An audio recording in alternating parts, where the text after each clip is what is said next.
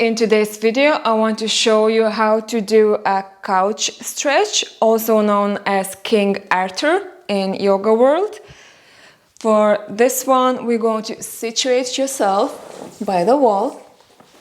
You want to roll your mat quite a bit, where you're going to place your knee.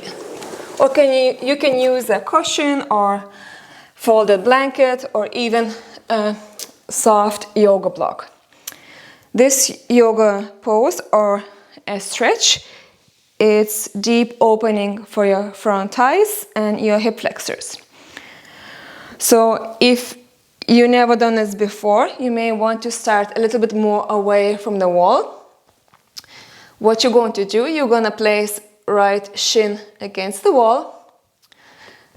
So the further away, less intense it's going to be, okay? I'm going to show you how it looks when my shin is glued all the way to the wall, okay? And it's facing up, toes facing up. My other foot going to step forward as if I was going into your lunge. Okay, I can use my blocks for support if you need to. So maybe already here you feel the intense stretch in the front thigh.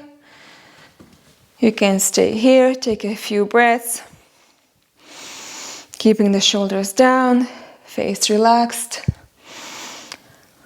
If you feel okay here, you can start walking back, shifting your hips back towards the wall. So I am in a more upright position, tucking the tailbone under and trying to glue myself to the wall. And the last step, maybe you want to extend your arms overhead. Beautiful stretch for your quads.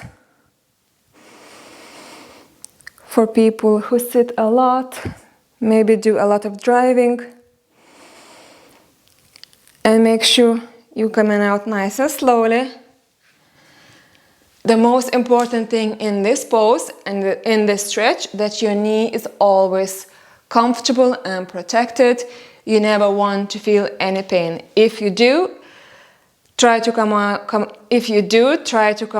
slowly.